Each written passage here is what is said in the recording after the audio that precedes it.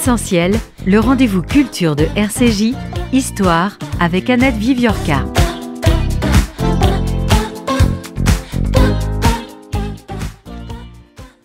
À mes chers amis, Dimitrios Attan, Stéphanides, Ilias Cohen, Georgios Gounaris, ma chère amie Smaro Ephraimidou d'Athènes, et tant d'autres dont je me souviens toujours, et pour finir à ma chère patrie, Grèce, dont j'ai toujours été bon citoyen.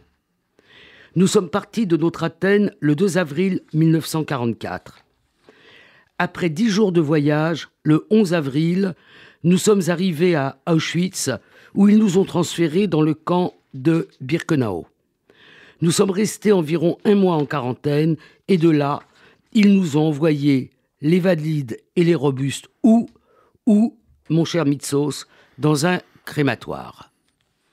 Ces mots sont les premiers mots du manuscrit enterré par Marcel Nadjari, qui a été un des membres d'un des Sonderkommando de Birkenau en 1944.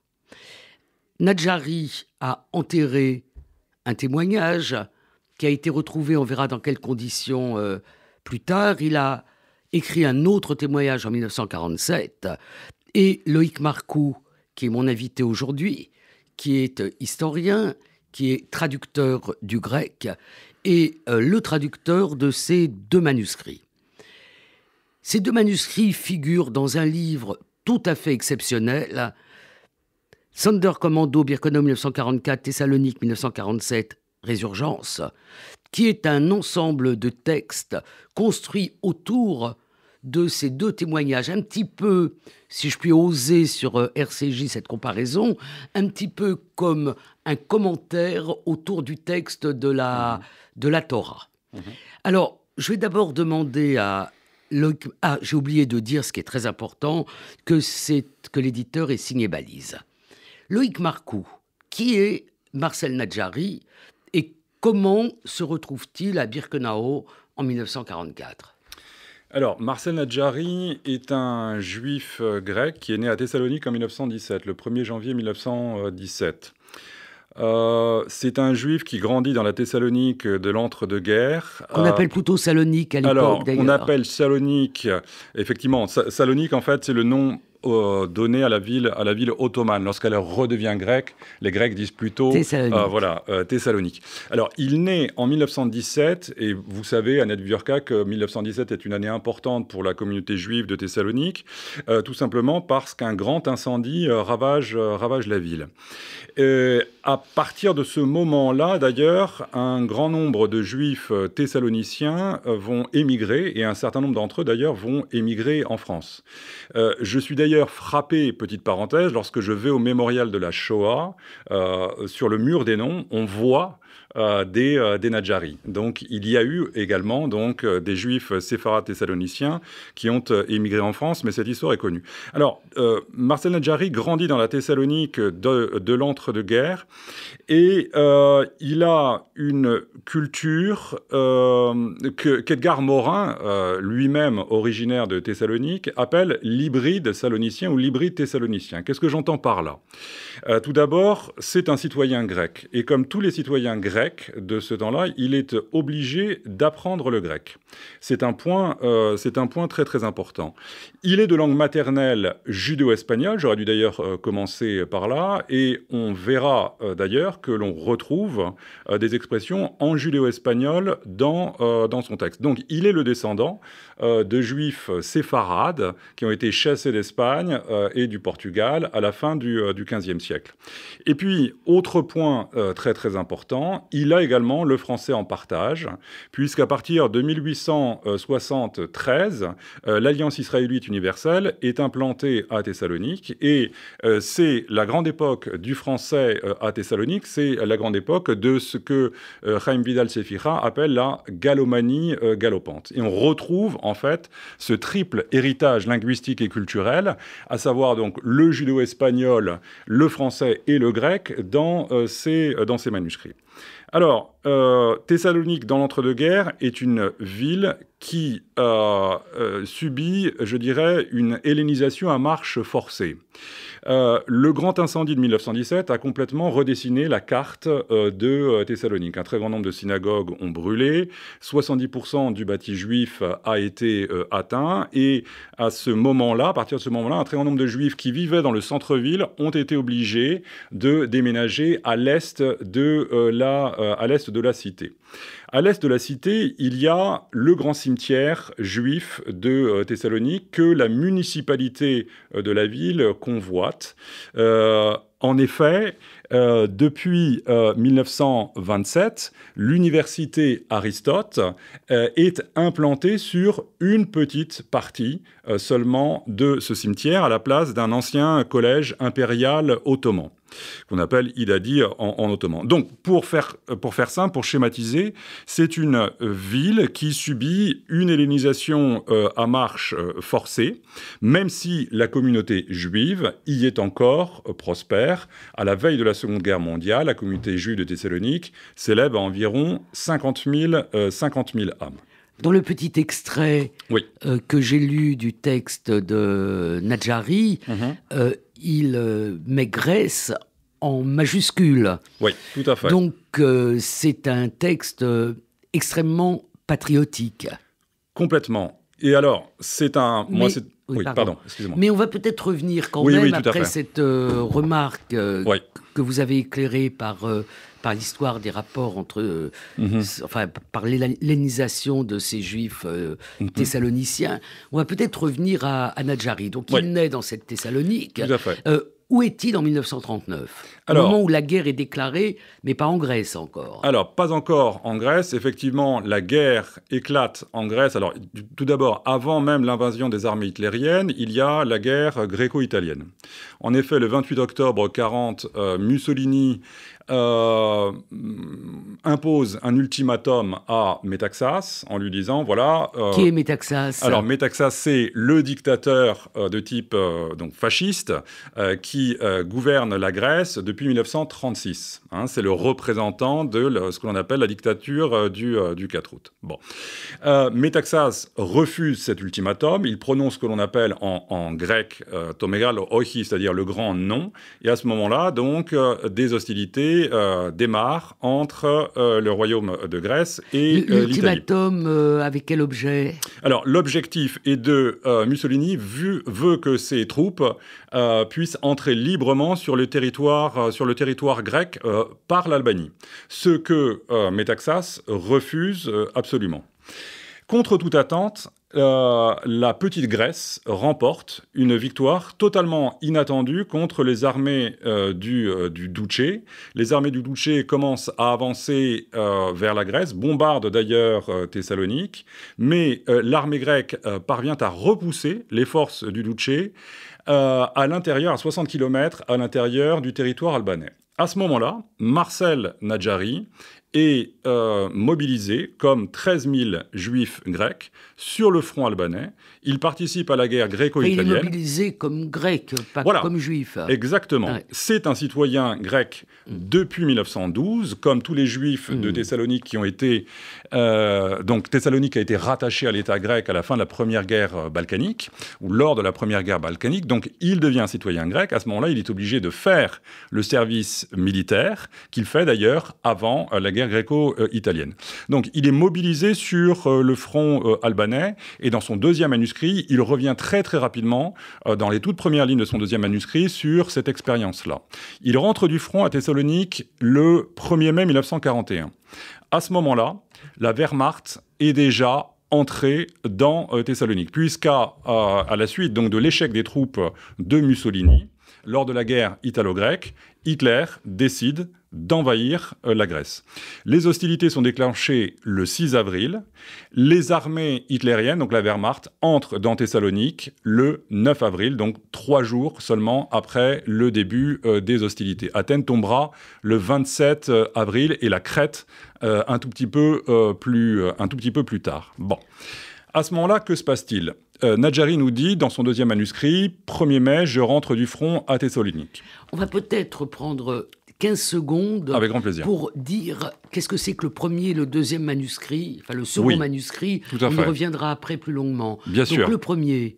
Alors le premier manuscrit est ce que, et vous avez parlé tout à l'heure de la Torah, etc. Le premier manuscrit est ce que l'historien Bermark a appelé un rouleau d'Auschwitz.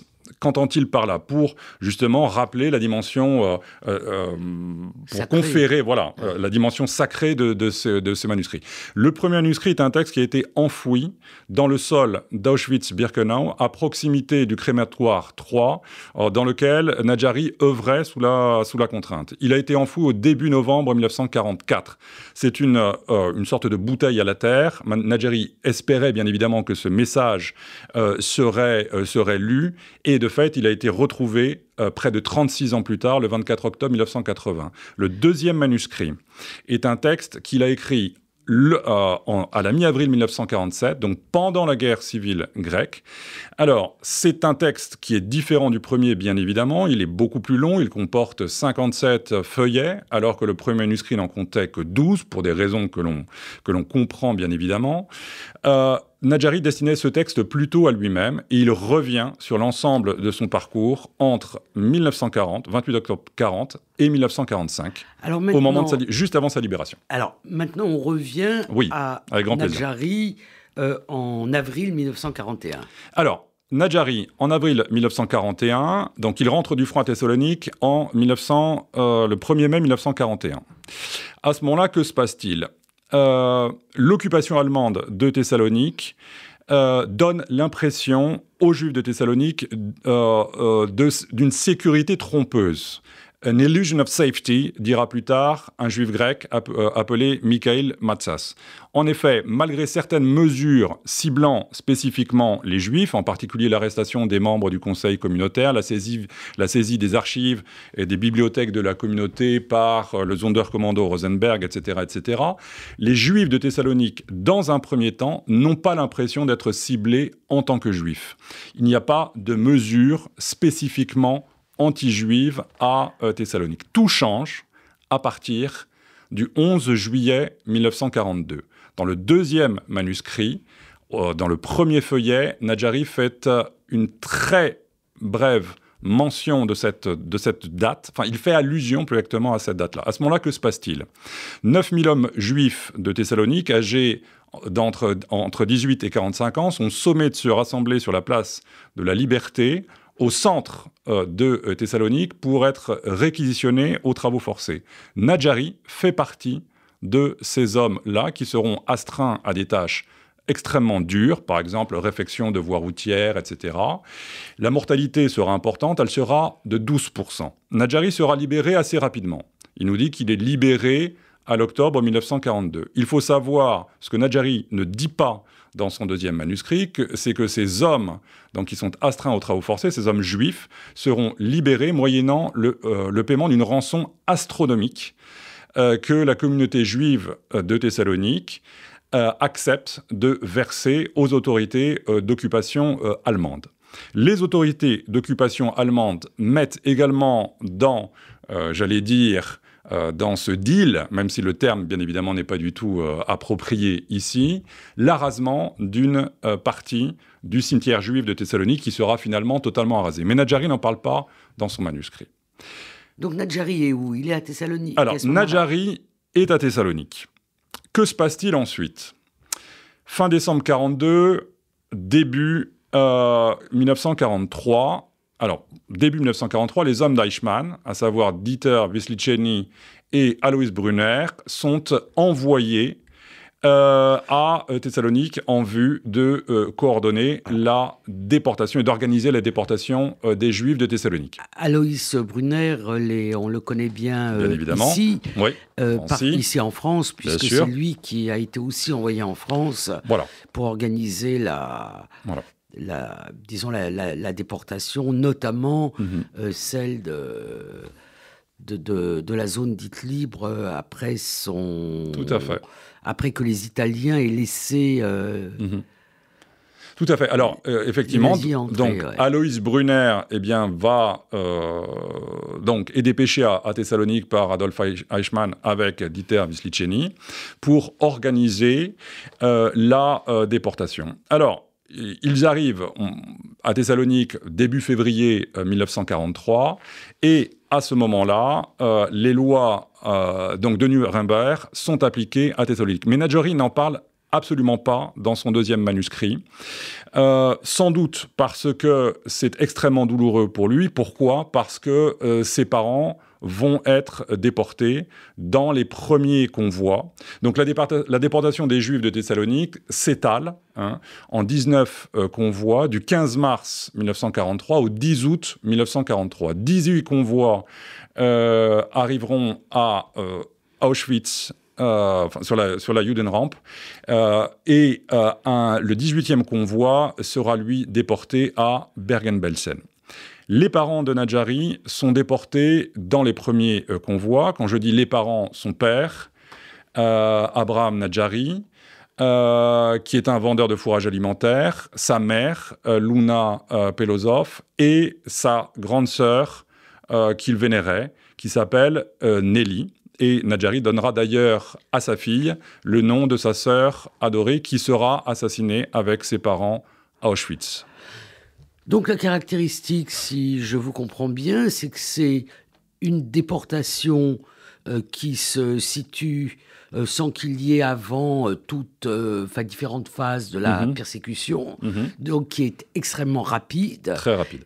Qui est radicale et qui fait que toute la Thessalonique juive est de fait déportée à Auschwitz-Birkenau, avec ces exceptions dont on ne parlera pas, qui sont ceux qui vont à Bergen-Belsen. Tout à fait. Soit parce que les convois vont vers Bergen-Belsen, soit pour d'autres raisons. Voilà, donc on arrive maintenant à ce qui est le cœur de ce livre, c'est-à-dire l'affectation de Nadjari au Sonderkommando. Est-ce que vous pouvez nous expliquer ce que c'est qu'un Sonderkommando ? Oui. Ce qu'on appelle Sonderkommando, ce qui ne veut rien dire, ça veut dire commando spécial. Oui, tout à fait. Mais alors, pour Birkenau. Peut-être avant cela, rappeler, parce que je ne l'ai pas fait auparavant, que Nadjari n'est pas déporté en 1943. Il ne nous dit pas dans son deuxième manuscrit comment il échappe à la persécution, comment il fuit d'un ghetto. C'est vrai, là, je me suis contredit avec le petit passage que j'ai lu, où la date n'est pas celle-là. Oui, tout à fait. Ouais. Mais ce n'est pas grave.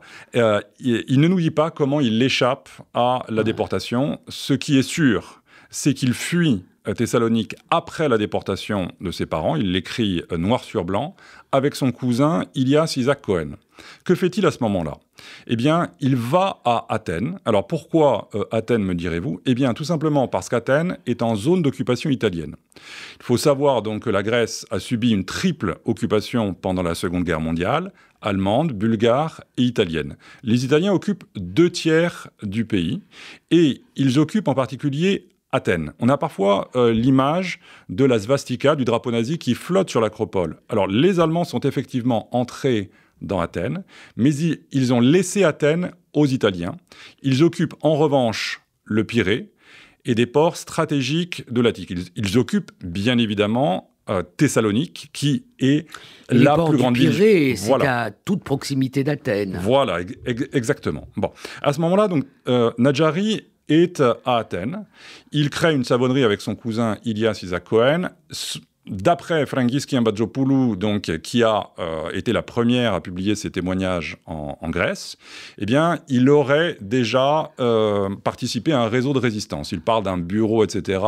On dit qu'il aurait exfiltré des Juifs de Grèce en Palestine mandataire. Bon, ce n'est pas attesté. Que se passe-t-il à partir du 8 septembre 1943 ? Comme vous le savez très très bien, l'Italie signe l'armistice et à ce moment-là, ce sont les troupes allemandes qui prennent la relève des forces italiennes à Athènes.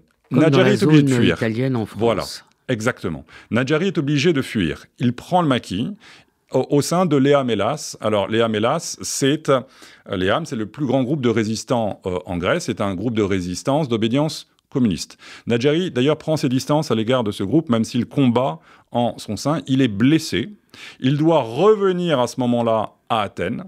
Donc, il était dans la région, il était en Grèce centrale, il doit revenir à pied à Athènes. Il nous dit qu'il débarque alors qu'il n'a pas mangé depuis 15 jours dans un piteux état à l'hôpital populaire d'Athènes. À ce moment-là, que va-t-il lui arriver ?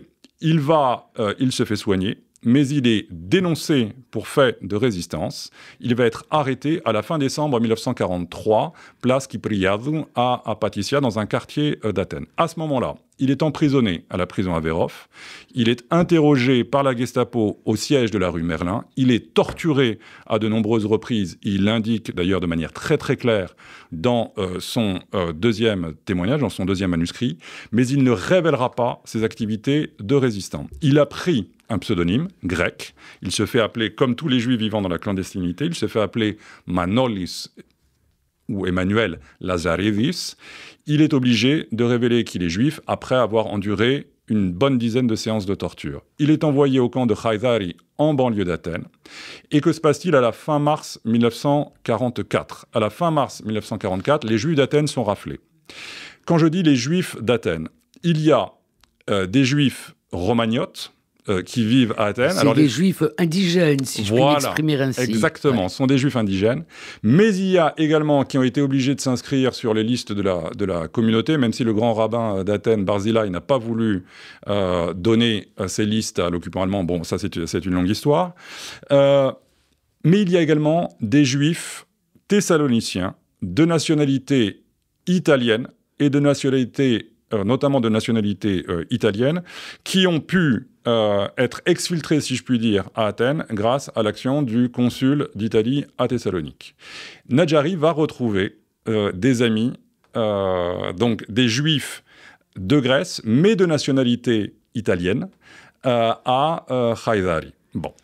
À ce moment-là, en Grèce, fin mars 1944, j'avance rapidement, un très grand nombre de Juifs sont raflés dans les principales villes de Grèce, à savoir Athènes, mais également Ioannina, une autre grande ville juive très très importante, mais de Juifs romagnones, Arta, Patras, etc., etc. Ces Juifs vont être raflés, certains d'entre eux vont être acheminés sur Athènes, et le 20e convoi de Grèce part donc d'Athènes le 2 avril 1944. Et c'est le convoi de Nadjari. Mais comme Tal Brutman l'a très très bien montré dans le livre, bon, Tal Brutman, on le sait, c'est le spécialiste d'Auschwitz après vous, il a montré que ce convoi est un gigantesque convoi, tout simplement parce que, comme je viens de vous le dire, eh bien, il y a un très grand nombre de Juifs donc, de Grèce raflés dans les principales villes de Grèce. Par exemple, en Thessalie, ce convoi va passer... Alors, ce convoi part d'Athènes, le 2 avril 1944, il va passer par Chalcis, donc en Eubée, puis il va remonter sur Larissa. À Larissa, il y a un camp de transit, et les Juifs de Ioannina, par exemple, ont été acheminés. C'est-à-dire qu'en fait, ce convoi est une sorte d'omnibus qui s'arrête et qui prend les Juifs dans toutes les villes de Grèce. Un tout petit mot, Tal Brutman est le coordinateur scientifique de cet ouvrage, dont on expliquera comment il est composé autour des témoignages. Avec grand plaisir. Voilà. Donc, ce convoi passe également par Thessalonique. Et Nadjari... Excusez-moi. Allez-y. Nadjari nous écrit, et c'est extrêmement émouvant, qu'il a tenté de prévenir son ami Mitsos. Mitsos, vous venez d'en parler lorsque vous avez lu les premières lignes. Il y a une adresse à Mitsos. Exactement. Bien évidemment, il n'y arrive pas. Ce convoi passe ensuite par Belgrade, passe par la Hongrie, et débarque sur la Judenrampe le 11 avril 1944. Que se passe-t-il à ce moment-là ? Tal Brutman le montre parfaitement dans le livre. Les Juifs qui ont passé la sélection. Bon, la sélection, on sait ce que c'est. C'est une procédure qui frappe les arrivants juifs qui sont considérés comme aptes au travail.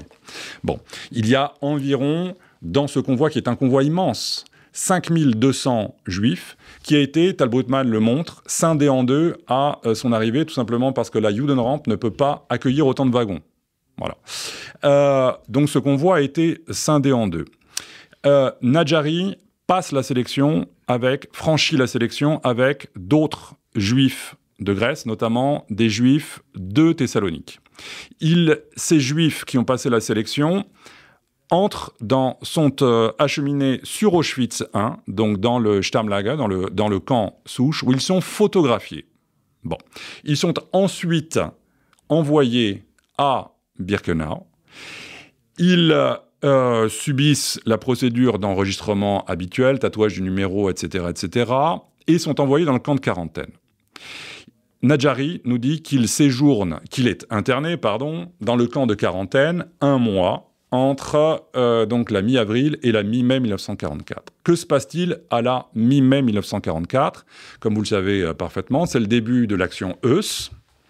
Autrement dit, de l'arrivée massive avec une noria continuelle des Juifs de Hongrie, enfin de toute la Hongrie, sauf Budapest. Là. Voilà, exactement.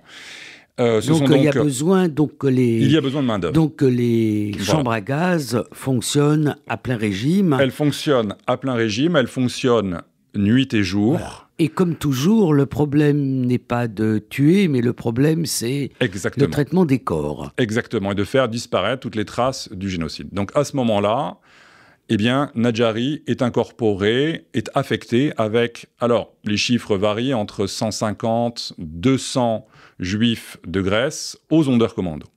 Alors on va maintenant peut-être abandonner l'histoire pour se concentrer sur ce premier témoignage. Avec grand plaisir. Voilà, ce premier témoignage, puisque c'est un témoignage qu'il a écrit sur place, qui a été enterré. Comment a-t-il été retrouvé ? Alors, il a été retrouvé le 24 octobre 1980 de manière totalement fortuite par un ingénieur forestier stagiaire polonais, donc qui débroussaillait les mauvaises herbes dans la zone du crématoire 3. Alors, Nadjari a enterré son premier manuscrit au début novembre 1944. Ce premier manuscrit porte la date du 3 novembre 1944. Il a pu être écrit en 2 temps. On pourra le montrer par la suite, puisque Nadjari signe 2 fois en réalité. Il est enterré au début novembre 1944. Qu'a fait Nadjari ? Comme d'autres membres du Sonderkommando, auteur des manuscrits clandestins que l'on appelle donc depuis Wehrmacht. Combien à peu près ? Alors, on a retrouvé... Ils sont assez connus. Voilà, c'est ce qu'on appelle donc les rouleaux d'Auschwitz. Donc, on en a retrouvé 9, écrits par 5 membres du Sonderkommando. À savoir, la plupart en yiddish comme langue. La plupart en yiddish, sauf le premier qui a été retrouvé, celui de Hermann Strassvogel, qu'on a longtemps identifié avec un certain Chaim Herman, mais il a fallu les travaux de Karen Tayeb pour découvrir donc, que cette lettre testamentaire, en français, avait bien été écrite par Hermann Strassvogel. Petite parenthèse, j'ai découvert avec beaucoup d'émotion que Nadjari avait rencontré Hermann Strassvogel. Il parle de lui dans son 2e manuscrit. Ils étaient apparemment amis.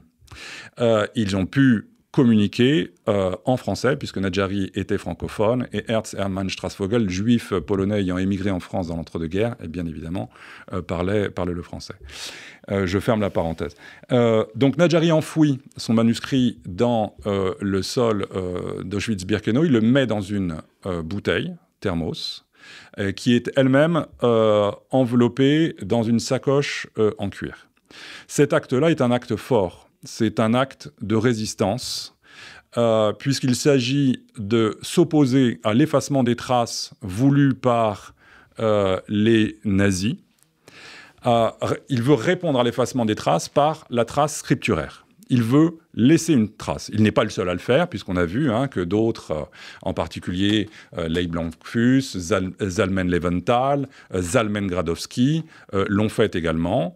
D'autres juifs de Grèce affirment avoir également enterré eux-mêmes des notes, des lettres testamentaires à Auschwitz. C'est le cas en particulier de Léon Cohen, que Nadjari cite à plusieurs reprises dans son texte. Donc, ce premier manuscrit, qu'est-ce que c'est ?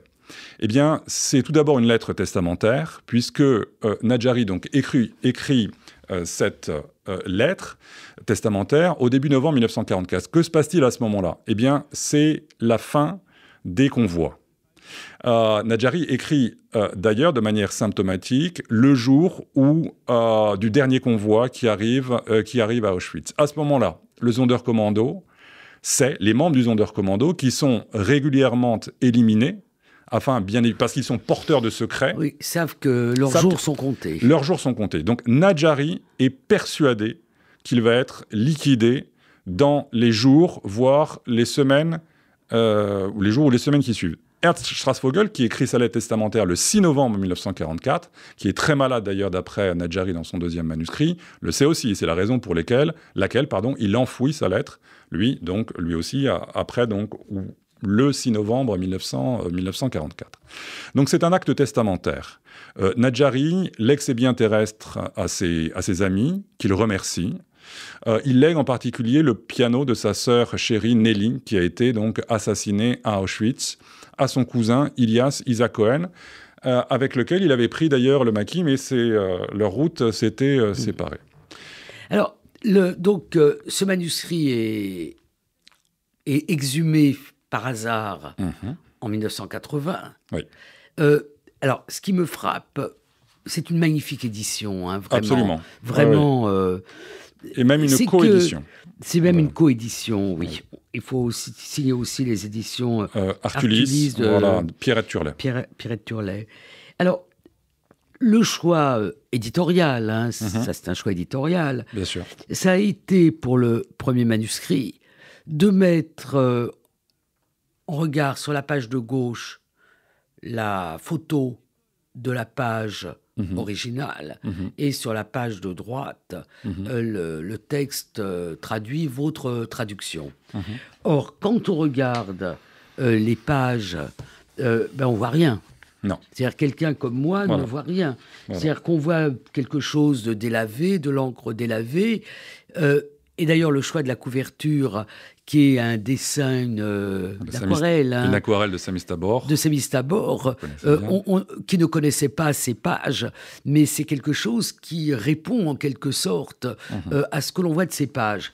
Alors, on se dit, comment on a fait pour lire ? Oui. C'est illisible pour quelqu'un d'ordinaire. Tout à fait. Alors, j'ai apporté là, on est aussi on est à la fois à la radio et à la télé, donc je sortirai peut-être... On est quand même à la radio. On est quand même à la radio. Alors, je peux peut-être... Effectivement, que se passe-t-il ? Eh bien, en 1980, donc ce manuscrit était quasiment... On parle bien évidemment du premier manuscrit. Il était quasiment illisible. Et d'ailleurs, la première édition grecque, ça c'est l'ère du témoin, c'est à vous, mais la première édition grecque donc de ce premier manuscrit est assez caractéristique, puisque, en fait, 10% de ce manuscrit, à ce moment-là, était déchiffrable. Pourquoi cela ? Eh bien, tout simplement en raison de la station prolongée de ce manuscrit dans le sol humide de Birkenau. En 1991, lorsque a lieu donc la première édition des deux manuscrits de Nadjari, donc 10% seulement sont lisibles. Que se passe-t-il ensuite ? En 2015, deux scientifiques russes, un expert en informatique, Alexander Nikitiaev, et un historien spécialiste du Sonderkommando, Pavel Polian, travaillent ensemble et mettent au point une technique permettant de mieux lire ce texte. C'est déjà une avancée qui est assez... Combien de pourcents du texte ? Alors, à ce moment-là, c'est assez difficile de le dire parce que, on arrive progressivement autour de 80%. Progressivement. En 2020, le musée d'État d'Auschwitz-Birkenau, qui est bien évidemment propriétaire de ce manuscrit, utilise une nouvelle technique grâce aux travaux de Thomas Liojewski, si je prononce correctement. Ce sont c'est très technique, donc je ne suis absolument pas compétent. Ce sont une imagerie multispectrale, qui nous permettent. Du coup, on peut lire la totalité, presque la totalité du 90%. texte. On voit, si vous voulez, à travers donc le premier, si on regarde le premier folio, on voit que certaines bribes encore de texte nous échappent. Ce qui est d'ailleurs assez intéressant, c'est que donc ce premier manuscrit, donc, qui est maintenant donc, déchiffrable, beaucoup plus déchiffrable qu'autrefois, ce premier folio est écrit en plusieurs langues, parce que Nadjari, bien évidemment, donc, donne son adresse à Thessalonique, et Et donc, cette lettre testamentaire aurait transité par le consulat de Grèce, vraisemblablement à Varsovie. Ce premier folio est écrit en allemand, il est écrit en polonais, et il est ensuite écrit en français. Et on voit d'ailleurs que plusieurs mains sont intervenues dans l'écriture de ce premier folio. Nadjari ne connaissait pas l'allemand, il ne connaissait pas le polonais, donc ce n'est pas lui qui a écrit les inscriptions donc en, fait, en allemand et en polonais. Il met de côté toutes ses chances pour que cet écrit testamentaire trouve un destinataire. Alors, vous nous avez dit que c'est un vrai testament, c'est-à-dire qu'il l'exait bien comme il sied de faire quand on écrit un testament, mais si c'était simplement ce testament, il aurait pour nous une valeur de relique, mais il n'aurait pas de valeur historique. Oui. Donc, la première valeur historique, c'est l'acte d'écrire et d'enterrer, mais il dit aussi des choses dans ce manuscrit. Bien sûr. Alors, ce manuscrit est aussi... Bon, il a une fonction documentaire. Il s'agit de documenter le génocide des Juifs d'Europe et notamment donc l'extermination des Juifs de Hongrie, puisque Nadjari a assisté à l'extermination de ces Juifs de Hongrie, notamment les Juifs qui sont déportés de Munkachevé. Et là, Tal Brutman nous a beaucoup aidé sur ce point. Oui, parce que l'édition qu'il a faite avec ses collègues allemands de l'album d'Auschwitz l'a rendu très familier de cette grande déportation des Juifs de Hongrie. Exactement. Et de leur arrivée à Auschwitz. Oui, tout à fait. Donc là, il nous a aidés considérablement. Donc Nadjari est le témoin direct de l'action Höss, l'action Höss, donc l'extermination des Juifs de Hongrie. Alors, c'est Rudolf Höss qui a été le premier commandant d'Auschwitz pendant très longtemps, qui a fait les premiers aménagements de Birkenau, qui ensuite a changé d'affectation et a été rappelé pour organiser la déportation des Juifs de Hongrie. Voilà, exactement. Et Nadjari assiste également à d'autres événements, la seconde liquidation du camp des familles de Theresienstadt, la liquidation du ghetto de Lodz, la liquidation du camp des familles tziganes. Bon, pourquoi ce premier manuscrit est-il important ? Un témoin capital, puisqu'il est vraiment au cœur de l'extermination. Est-ce qu'il dit des choses sur la tâche qui lui est assignée ?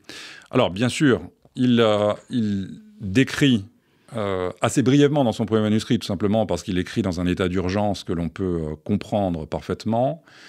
Et il dit d'ailleurs à ses bons amis de Thessalonique, et à son cousin Elias Cohen, qu'il a été contraint de faire cet abominable travail. Et il nous dit, avec beaucoup d'ironie... On n'a pas dit ce qu'était cet abominable travail. Donc, sans entrer dans les détails, est-ce que vous pouvez me dire en gros quelle est la tâche de ces membres des Sonderkommando, de ce qu'on appelle les crématoriums, qui sont en fait des chambres à gaz, des installations intégrées, chambres à gaz, crématoires. Et salles de déshabillage également.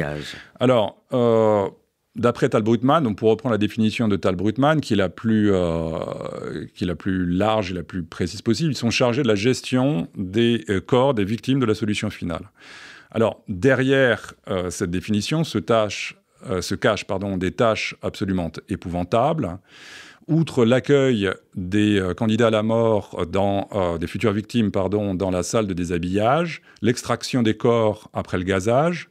Et on se souvient du témoignage de Philippe Muller qui nous disait que les corps formaient des colonnes de basalte, qu'il était extrêmement difficile de les extirper de la chambre à gaz. Nadjari est d'ailleurs lui-même affecté à cette tâche. Parce que dans l'usine de la mort, où tout doit fonctionner sans anicroche, il y a qui est une sorte d'usine à la chaîne, hein, il y a une sorte de chaîne de montage, eh bien, chaque rôle est réparti. Alors, Nadjari, dans le jargon du camp, il est schlepper, c'est-à-dire qu'il est traîneur de cadavres. Et il nous dit, alors il le dit plutôt dans son deuxième manuscrit, qu'il est contraint de tirer les cadavres soit par une ceinture, soit par l'anse d'une canne, le col d'une canne, qu'il passe autour du cou des victimes de la solution finale.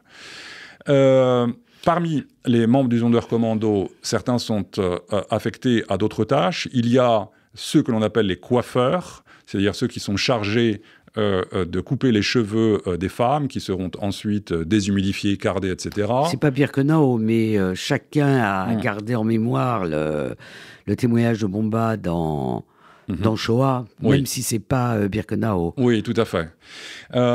Donc, il y a les dentistes également, ceux qui sont chargés d'arracher les dents en or pour que l'or soit ensuite fondu et alimente les caisses du Reich, etc., etc. Donc, en fait, le témoignage de Nadjari, en dehors du fait que cet acte de témoigner fait partie aussi de l'histoire, renseigne à la fois sur les déportations pendant la période où il y est, c'est-à-dire fin avril, jusqu'à ce que les chambres à gaz crématoires soient détruites par les nazis eux-mêmes, sur ce qu'a été ce travail.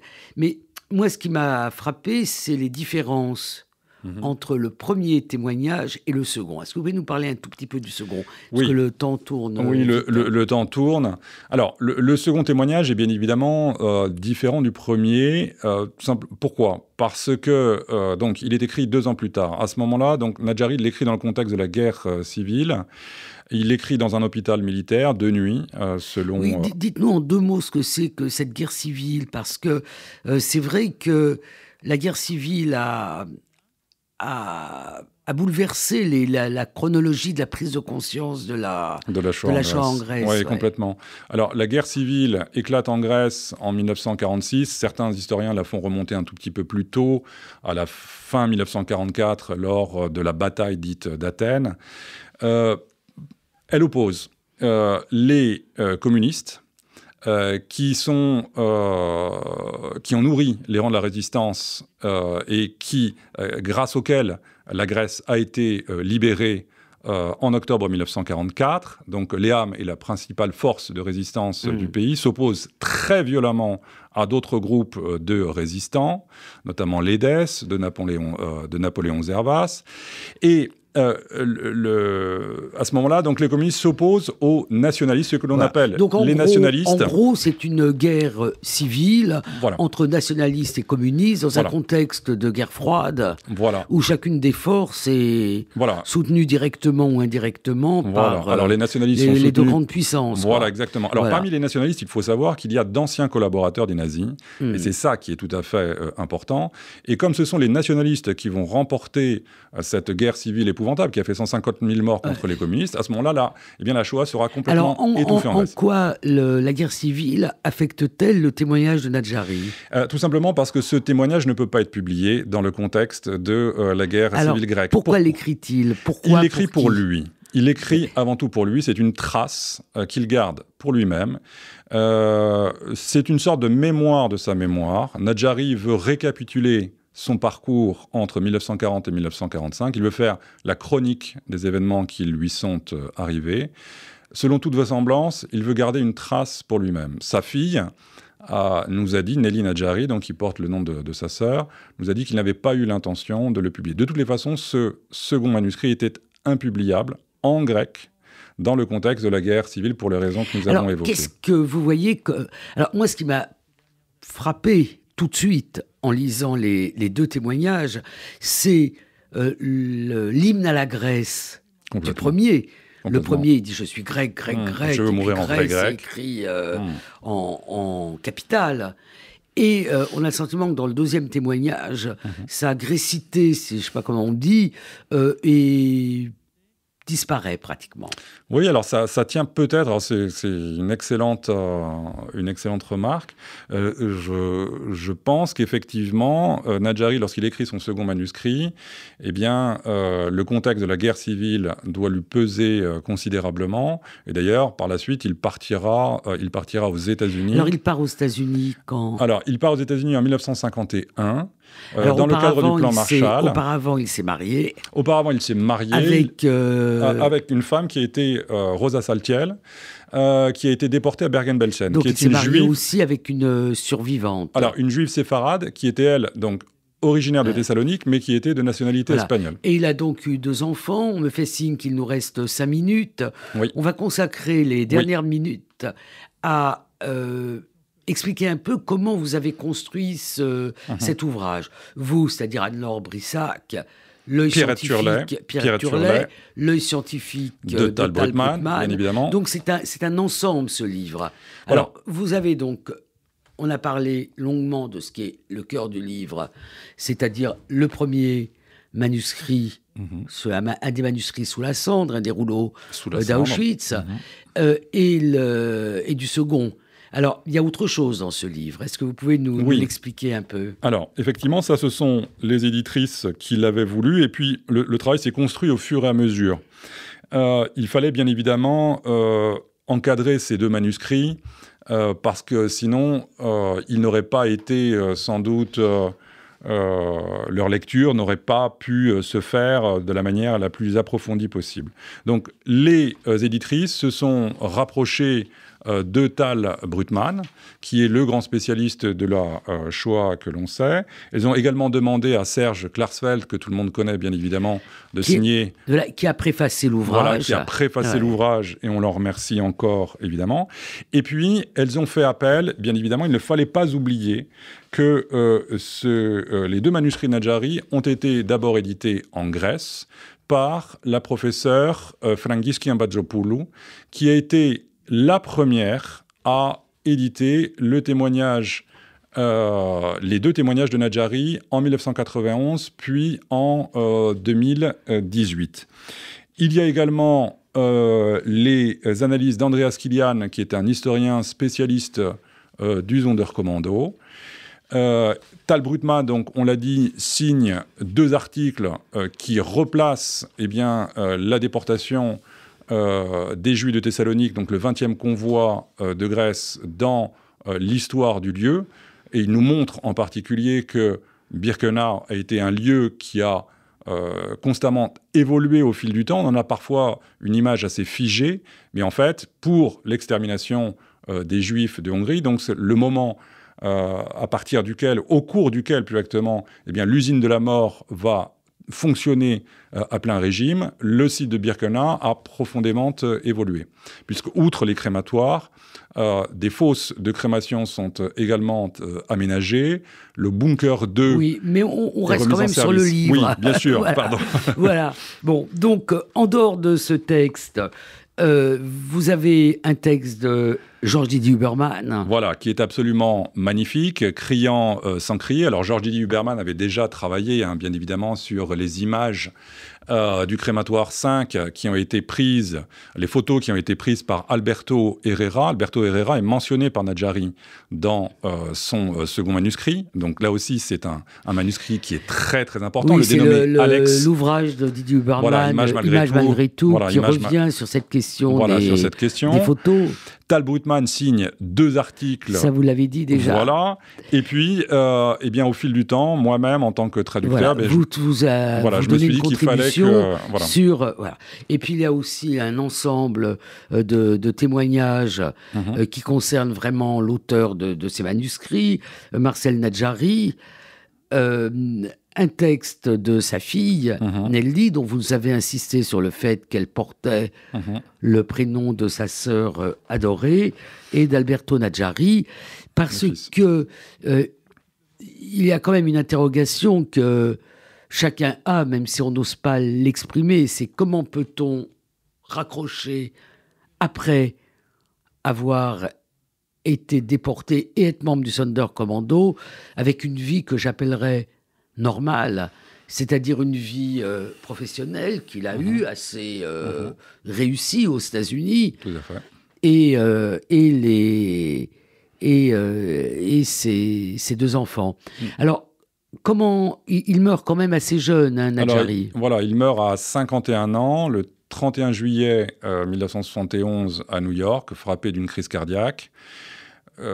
Les textes de Nelly Nadjari, donc des enfants de Nadjari, nous rappellent bien évidemment quel a été le quotidien, les nuits et les jours d'un ancien membre du Sonderkommando après la guerre. Hein. Ces hommes étaient condamnés à faire d'atroces cauchemars, bien évidemment.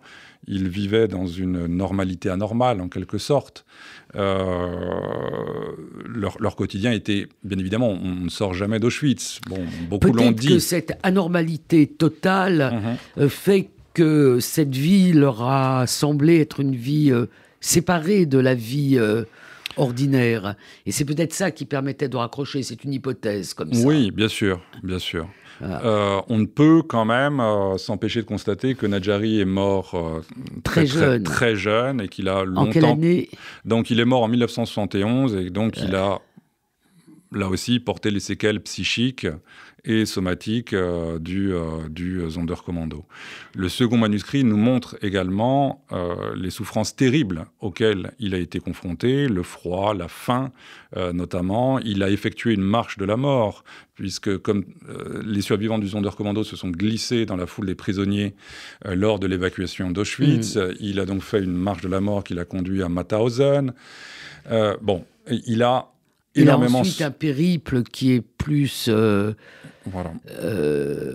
identique à celui des autres survivants qui n'ont pas été au Sonderkommando. Exactement. Je rappelle donc ce livre dont je trouve l'édition exemplaire. Je pense qu'il ne ressemble à aucun des ouvrages portant sur ces témoignages du Sonderkommando, et même les témoignages en général. Marcel Nadjari, Sonderkommando, Birkenau 1944, Thessalonique 1947, Résurgence. C'est édité par les éditions Artulis, Pierrette Turlet, Signe et Balise. Vous en êtes le traducteur et vous avez contribué aussi par un texte à ce livre. Je voudrais signaler aux éditeurs que si cette histoire les intéresse, ils sont tout à fait les bienvenus au Mémorial de la Shoah le dimanche 22 octobre, où toute la journée sera consacrée avec différents intervenants à cette histoire. Donc Loïc Marcoux, merci. C'est moi qui vous remercie.